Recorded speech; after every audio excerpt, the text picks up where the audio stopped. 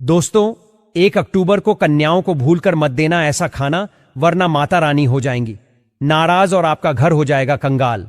कुछ लोग नवरात्रि के अष्टमी और नवमी के दिन कन्या पूजन करते हैं, तो कुछ खास गलतियां ऐसी होती हैं जिनको वे कर देते हैं, जिसकी वजह से माता रानी आपके पूरे घर को कंगाल बना देती हैं। जैसा कि आप सभी को पता है कि इस समय शारदीय नवरात्रि का पावन पर्व चल रहा है, और ऐसे में शारदीय नवरात्रि 9 नहीं बल्कि पूरे 10 दिन की रहने वाली है। तो इस बार नवरात्रि में कन्या पूजन को लेकर काफी ज्यादा कंफ्यूजन बना हुआ है, क्योंकि कुछ लोग अष्टमी के दिन महाअष्टमी पर कन्या पूजन करते हैं, तो कुछ लोग महानवमी के दिन कन्या पूजन करते हैं। ऐसे में कन्या पूजन आपको कब करना है, और भूलकर कन्याओं को ऐसी वस्तु भूलकर मत देना, वरना माता शेरा वाली हो जाएंगी नाराज और व्रत हो जाएगा खंडित। पूजा भी स्वीकार नहीं होगी। अगर आप चाहते हैं कि माता रानी आपके ऊपर कृपा करें, धन के भंडार भरे, कामनाओं को पूर्ण करें, तो भूलकर भी गलती से यह एक चीज कन्याओं को ना खिलाएं, वरना पूरे परिवार को इसका दुष्परिणाम झेलना पड़ेगा और माता रानी आपसे हमेशा के लिए नाराज होकर आपके घर से धन की देवी लक्ष्मी को भी ले जाएंगी। दोस्तों, अगर आप भी अपने जीवन से कंगाली दूर करना चाहते हैं, तो आज मेरे कहने से इस वीडियो को बड़े ध्यान से देखिएगा, ताकि आप सभी का कन्या पूजन से जुड़ा हुआ कंफ्यूजन दूर हो जाए। साथ ही जाने कन्या पूजन में आपको कन्याओं को कौन सी चीज उपहार स्वरूप में देनी चाहिए और कौन सी वस्तुएं भूलकर भी नहीं देनी चाहिए।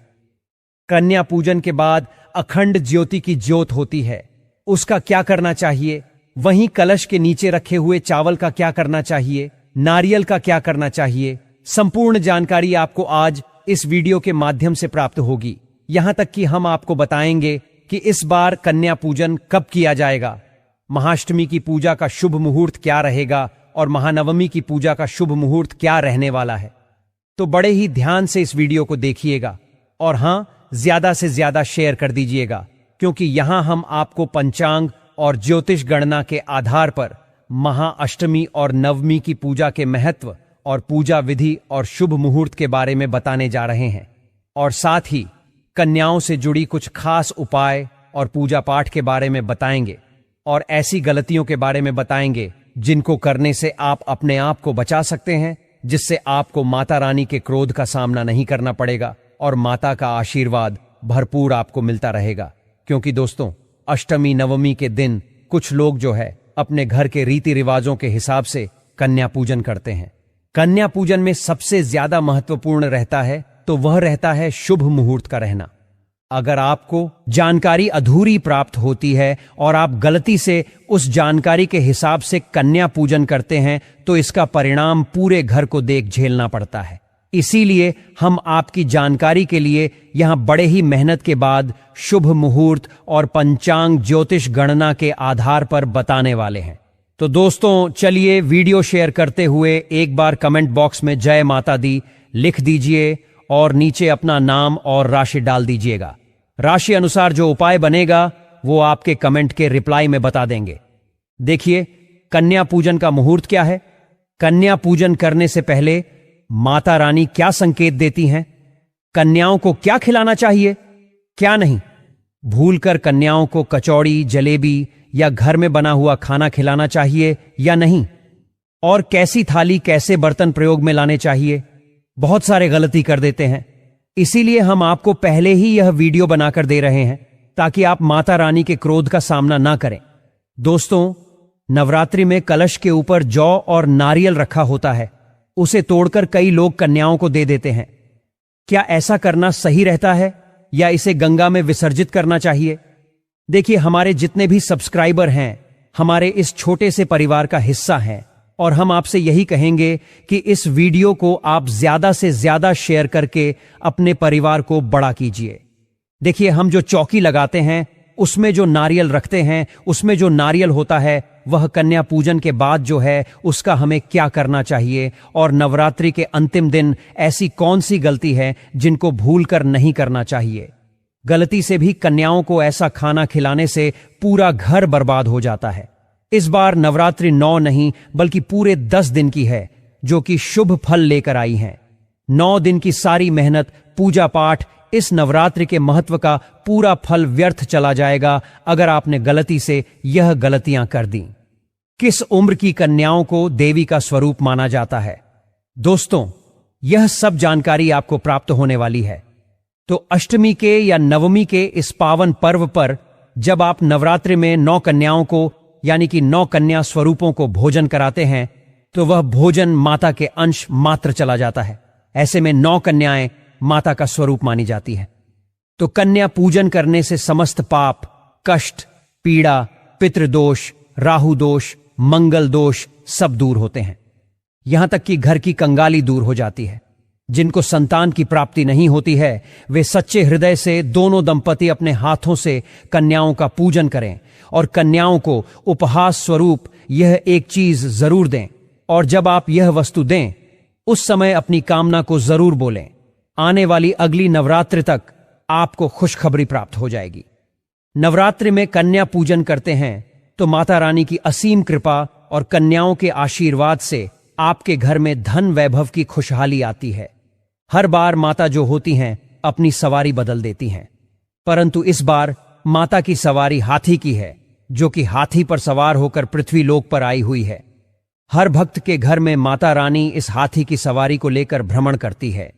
जिनके घर में भ्रमण करती हैं, जिनके घर में माता का आदर होता है, वहां पर माता अपना डेरा डाल देती है। हाथी पर सवार होकर आना सबके लिए शुभ संकेत लाता है। राजा प्रजा सभी के लिए शुभ संकेत होता है और उन्नति के मार्ग की ओर लेकर जाता है। परंतु कुछ विशेष उपाय और पूजा पाठ आपके लिए और भी ज्यादा फल देने वाले होते हैं। जैसे किसी की नौकरी नहीं लग रही है, व्यापार में उन्नति नहीं, या फिर किसी कार्य में बार बार अड़चनें आपको देखने को प्राप्त होती है, तो ऐसे में कन्या पूजन में और कन्याओं को दी गई कुछ वस्तुएं साथ ही कुछ विशेष उपायों से आपकी कामनाएं पूर्ण होती हैं। देखिए, व्यक्ति का भाग्य बदलता है और खुद उसकी आंखों के सामने बदलता है।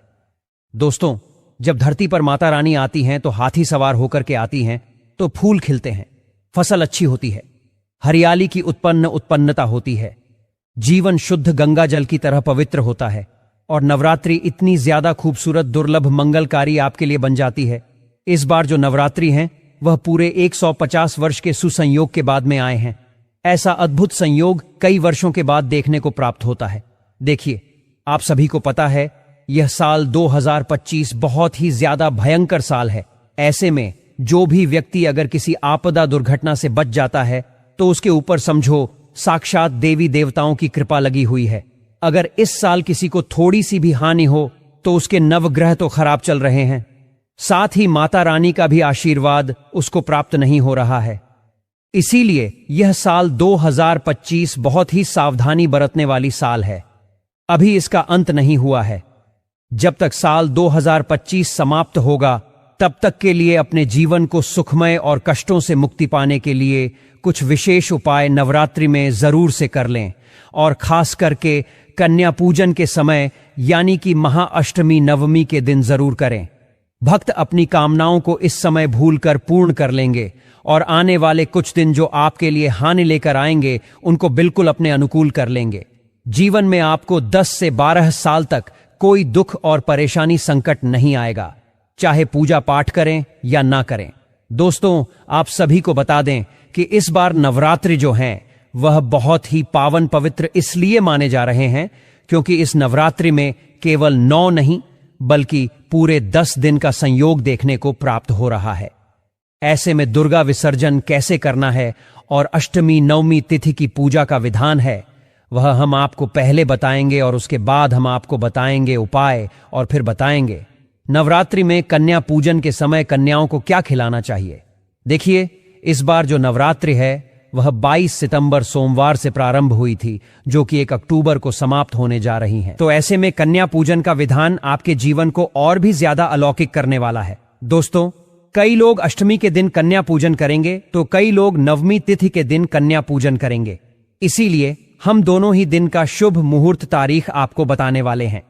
इन कन्या पूजन में आपको बहुत ही ज्यादा कंफ्यूजन देखने को प्राप्त हो रहा है। वह कंफ्यूजन आपका हम दूर करने जा रहे हैं। दोस्तों, कन्या पूजन करने से पहले हमें अपने घर में माता रानी की विधि विधान से पूजा करनी होती है। घर में हवन करना होता है। उसके बाद ही लोग अपने घर में कन्याओं को बुलाते हैं। तो अगर आप भी यह सोच रहे हैं कि कन्या पूजन करेंगे तो इस बात का ध्यान रखिएगा। सबसे पहले जब आप अपने घर में कन्याओं को बुलाएं तो उनके चरण धोइएगा।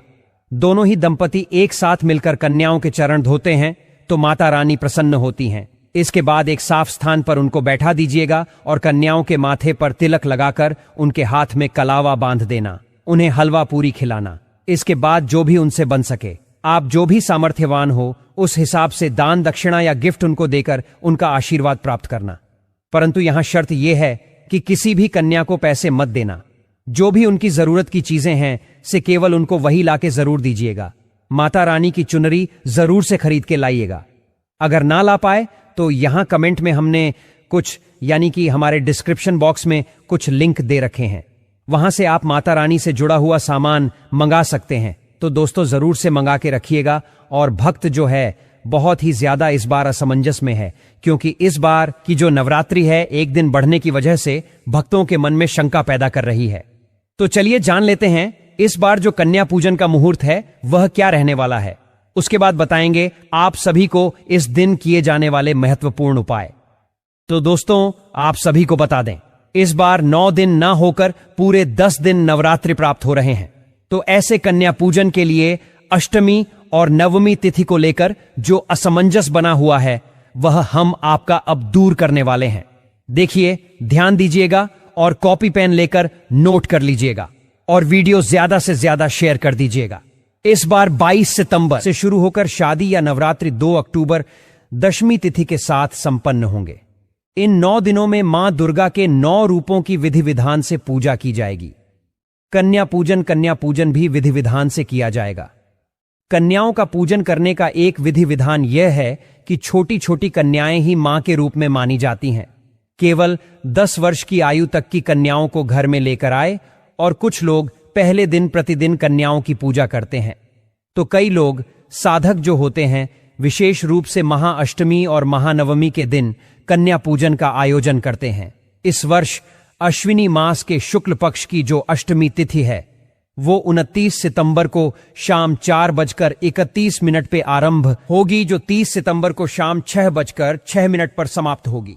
इसके बाद नवमी तिथि आरंभ होगी जो 1 अक्टूबर को रात 7:01 पर है। तो महाअष्टमी 30 सितंबर को है और महानवमी 1 अक्टूबर को है। 1 अक्टूबर को अब आप सभी को अच्छे से पता चल गया। देखिए, शारदीय नवरात्रि में महाअष्टमी और महानवमी के दिन कन्या पूजन करना सबसे शुभ इसलिए माना जाता है ताकि माता का आशीर्वाद आप सभी को प्राप्त हो जाए और मां दुर्गा अत्यधिक प्रसन्न होकर आपके ऊपर दोनों हाथों से कृपा बरसाए, क्योंकि मां बहुत दयालु है। थोड़ी सी पूजा अर्चना से आपके भक्ति भाव से प्रसन्न हो जाती है। शारदीय नवरात्रि पर अष्टमी कन्या पूजन का जो मुहूर्त रहेगा वो प्रातः संध्या सुबह 5:01 से लेकर सुबह 6:13 तक रहेगा। तो दूसरा मुहूर्त आपको 10:41 से दोपहर 12:11 तक प्राप्त होगा और अभिजीत मुहूर्त 11:47 से दोपहर 12:35 तक प्राप्त हो रहा है। तो वही महान अब ध्यान से सुनिएगा। नवमी के दिन कन्या पूजन करने वाले लोग महानवमी पर कन्या पूजन का जो शुभ मुहूर्त है वह सुबह 4:37 से सुबह 5:26 तक रहेगा और सुबह 5:01 से सुबह 6:14 तक प्रातः संध्या का समय रहेगा। रवि योग इस दिन सुबह 8:06 से 2 अक्टूबर को सुबह 6:15 तक रहने वाला है। शारदीय नवरात्रि पर कन्याओं के पैर धोकर साफ थाली और साफ जल और साफ कपड़ा तौलिए से आप सभी को जो है कन्याओं के पैर धोने हैं। आपको कन्याओं के पैरों में महावर यानी कि अलता कुमकुम सिंदूर, अक्षत बैठने के लिए आसन, पूजा की थाली, घी का दीपक, गाय के गोबर का कंडा यानी कि उपला फूल और फूलों की माला, लाल चुनरी, भोजन में खीरी खीर, पूरी गुड़ चना और उपहार के स्वरूप भेंट, इन चीजों का आपको इंतजाम करके पहले से ही रखना है और इन सभी चीजों को माता रानी की पूजा में सम्मिलित करना है। इस दिन कन्या पूजन करते समय आपको बोलना है, या देवी सर्वभूतेषु कन्या रूपेण संस्था नमस्तस्य नमस्तस्य नमस्तस्य नमो नमः ओम दुम दुर्गाय नमः ओम श्री कुमार नमः ओम श्री त्रिगुणात्मक नमः। इस तरह से आपको जो है मंत्रों का जाप करना है। दोस्तों, नवरात्रि 8 दिन की जो होती है वह अच्छी नहीं मानी जाती है। ऐसे में नवरात्रि 10 दिन की शुभ मानी जाती है। अब नवरात्रि में किए जाने वाले उपायों को जानेंगे। शास्त्रों के अनुसार नवरात्रि के दिनों में माता रानी की पूजा करने से, कन्या पूजन करने से 3 देवी मां काली, सरस्वती मां, लक्ष्मी और आपके पूरे परिवार में व्रतधारी को अभय वरदान की प्राप्ति होती है। भक्त श्रीधर की तरह सच्चे हृदय और कोमल भक्ति से जो व्यक्ति माता की पूजा करता है, उसी के सभी कष्टों का निवारण मां शीघ्र ही करती है। मां शेरावाली की पूजा करने से, उपासना करने से विनम्रता का विकास होता है। कष्ट, दरिद्रता, दुख नष्ट होते हैं। नवरात्रि में माता रानी का व्रत और पूजन किया जाता है, लेकिन नवरात्रि के दौरान सबसे ज्यादा महत्व होता है कन्या पूजन का। यदि आपके पाप कर्म इतने ज्यादा हैं कि आप जो है कन्याओं के चरण धोते हैं तो वे दूर हो जाते हैं। कन्याओं को साफ जमीन पर बैठाना ही चाहिए और गंदे स्थान से दूर रखना चाहिए। लोग गंदे कपड़े पर बैठा देते हैं, इसे व्रत का अपमान माना जाता है। कन्याओं को अक्षत, फूल, कुमकुम लगाएं, भोजन करवाएं, लेकिन हमेशा याद रखें कि कन्याओं की थाली में 3 पूरियां ना रखें, इसे शुभ नहीं माना जाता। पूरियां तथा 3 रोटियां मरने वाले व्यक्ति के लिए निकाली जाती हैं, कैदियों के लिए दी जाती है। कन्याओं को उनकी थाली में 3 पूरियां कभी ना दें, लेकिन 1-2 पूरी करके आप दे सकते हैं, इससे 3 संख्या बढ़ जाती है। दोस्तों, कन्याओं को खाना खिलाने के बाद अंत में कन्या के सिर पर लाल चुनरी जरूर से समर्पित करें, यानी कि उनको समर्पित करते समय उड़ाना है। भोजन में खीर, हलवा, पूरी जैसा मैंने पहले बताया, चना, आलू और छोले वगैरह इत्यादि रखें, परंतु ध्यान रहे तामसिक चीजों का प्रयोग ना करें। पनीर की सब्जी देना चाहते हैं तो भूलकर भी प्याज, लहसुन का इस्तेमाल ना करें, अन्यथा घोर अनर्थ होगा। और हमने शुरू में ही बताया कि कन्याओं में मां लक्ष्मी, सरस्वती, मां काली का वास होता है। इसीलिए प्याज, लहसुन के स्थान पर आप जो है सादा, सिंपल तरीके से भोजन बनाएं। थाली में ना परोसे, क्योंकि जागृत अवस्था में माता होती हैं और कई लोग कभी कभी ज्यादा स्मार्ट होने के चक्कर में कन्याओं को कुरकुरे का पैकेट, चिप्स वगैरह दे देते हैं। इससे घोर अपराध माना जाता है, क्योंकि इसमें प्याज, लहसुन का इस्तेमाल होने के कारण आपका व्रत खंडित हो जाता है। तमाम तरह की चीजें मिलावट की आती हैं, इसलिए आपको ध्यान रखना है, दुर्गा मां क्रोधित हो जाती हैं। आपको 9 दिन तक लहसुन, प्याज भी नहीं खाना चाहिए, परंतु अगर गलती हो गई है तो अंतिम दिन इस चीज का आप जो है प्रायश्चित कर सकते हैं। मां से क्षमा याचना कर सकते हैं और आशीर्वाद प्राप्त कर सकते हैं। एक छोटी सी गलती पूरे व्रत को ले डूबेगी। कन्याओं को बंद की हुई कोई चीज ना खिलाएं। देखिए दोस्तों, मार्केट से ली हुई कोई चीज ना दें जिसके अंदर प्याज, लहसुन जैसी चीज हो, ताकि आपके व्रत पर इसका प्रभाव होगा। आप चाहे रेडीमेड कोई भी चीज लाकर खिलाते हैं, जैसे दही जलेबी खिलाते हैं, जो शुभ नहीं मानी जाती। भले ही आप जलेबी, दही खिलाते हैं, परंतु माता को घर का बना शुद्ध भोजन अपने हाथों से खिलाएं। प्रिय होता है माता रानी को। नवरात्रि के दौरान में पका खाना अवश्य बनाना चाहिए। माता रानी बहुत प्रसन्न होती हैं। घर का बना पका खाना कन्याओं को खिलाना चाहिए। और हमेशा याद रखें कि कन्याओं को प्लास्टिक के दौंडे में खाना भूलकर ना दें। ऐसे बर्तन पूजा पाठ के लिए शुद्ध नहीं होते, अशुद्ध होते हैं। कन्याओं को स्टील के बर्तन, पत्तों से बने बर्तन में ही भोजन कराना चाहिए। मार्केट में पत्ते भी मिलते हैं।